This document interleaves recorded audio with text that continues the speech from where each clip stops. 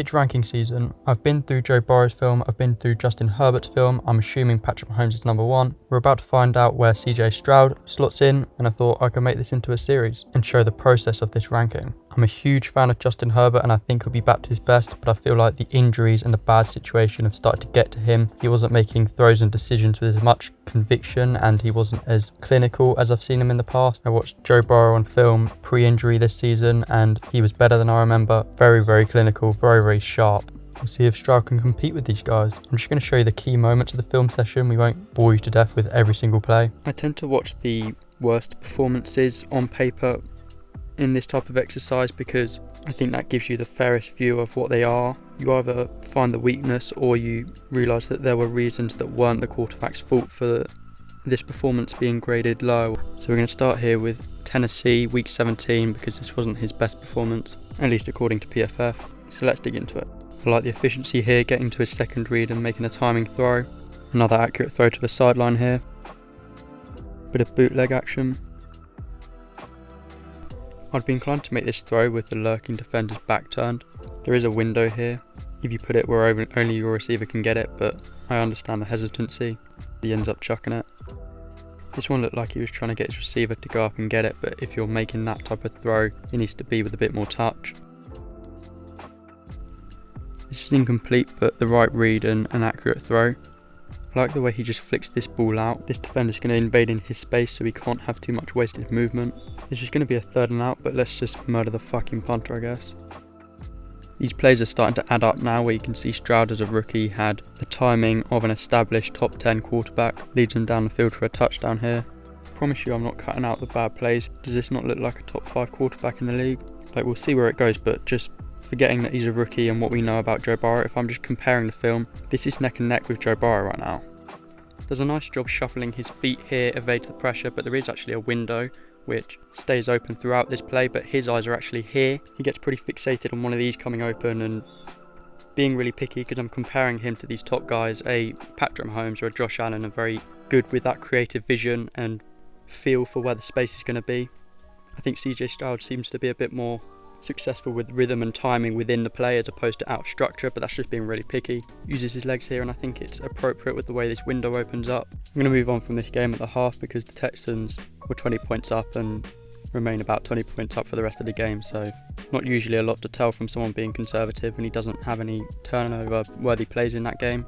I am interested in checking out this week 14 Jets game though, because we know the Jets had a phenomenal defense and statistically Stroud really struggled in this game. Doesn't look supernatural throwing when moving to his left on this play, so again I'm holding him to a high standard, and a lot of these top guys are a bit more loose and natural making these throws. This is really high level and sharp processing.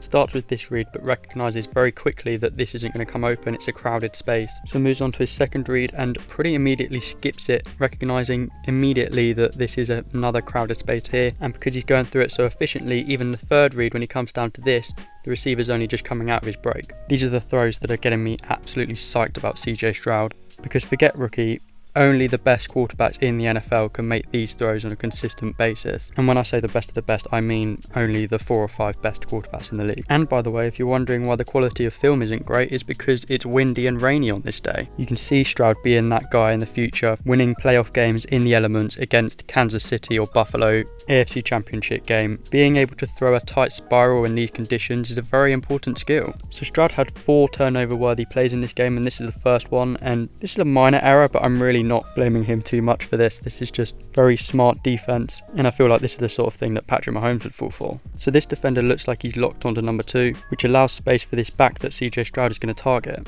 What's actually going to happen is number 4 for the Jets is going to come over and guard this guy, meaning this DB who we think is locked onto number 2 is actually a free man in disguise who is going to watch Stroud's eyes very carefully and break on the ball. Something I'm noticing about Stroud is that the pocket manipulation could use some work. It's very common for a young quarterback to not have this particular skill nailed down yet. It goes against your instincts, but this is where you want to be. It does take some trust in your O-lineman, but I think the Texans have a pretty good O-line, and as long as the O-linemen stick to their fundamentals, you're either going to have time to make the throw here, or the only way these defensive linemen can get through is on the outside, so the picture looks a bit like this, which opens up this gap. The problem with trying to break away like this, you lose all your protection, the defensive linemen have a free run at you. I think this is probably an accurate throw, but the timing with this receiver was a bit off. Would have loved to see him connect with this deep ball, but not exactly a terrible effort in windy conditions. This was incomplete, but thrown well with timing. Back to the off-platform thing, he does seem to struggle a bit when he can't get his whole body into it, and this one comes out low. This is another one of his turnover-worthy plays. Just misjudges the positioning of this defender, puts the ball in harm's way. So I've spoken about how I don't think he's a particularly comfortable off-platform thrower, and even this doesn't look particularly natural to me, but he gets it done, shuffles his feet, and this is a very precise throw even though it's incomplete. Similar play here. This has been a tough game for him. My respect for the Jets defense has gone up even more watching this game. I've got to be honest, he's starting to prove me wrong with this off-platform throw thing. He may not look the most natural doing it, but he seems to get it done. So it's becoming clear that the stat sheet wasn't really his fault. This is another damn good throw that ended up incomplete. I can't remember why, but they actually bring in Davis Mills at this point in the game. I can't remember if Stroud took a knock or if they had just given up on the game, but to be honest, I've seen enough anyway. Those were two of his worst performances all year on paper, and I was pretty blown away. I was obviously already holding him to an extremely high standard, but when I look at this ranking, I was thinking at the back of my head, could it be Stroud over Herbert, with Herbert not quite being the same last year? Again, I'm a huge fan of Herbert, but how can I not have Stroud above him right now? The way he made throw after throw after throw with timing and accuracy all over the field. Herbert doesn't look like a confident, in-rhythm quarterback right now, and Stroud certainly does. So that's what gives him the edge there. Obviously, I'm putting Mahomes above him right now, but the real conversation is between Stroud and Burrow. And at some point, I'll start putting these guys into tiers, and those two are going to be in the same tier. It's very, very close, and that's insane to be saying after Stroud's rookie season. The one factor that makes me kind of wonder about having Stroud over Burrow in this ranking is health, because we haven't seen Stroud really struggle with injury yet, and he may well do as he goes on in his career, but we know that Burrow does struggle with health. He has had a terrible O-line, but still, I'm splitting hairs here. I am still going to give Burrow the edge just because I know he's been in the biggest moments and thrived. And Stroud has no issues with processing in my opinion, but Burrow kind of is at that next level of processing. He's very, very sharp, probably as good as you get in that area.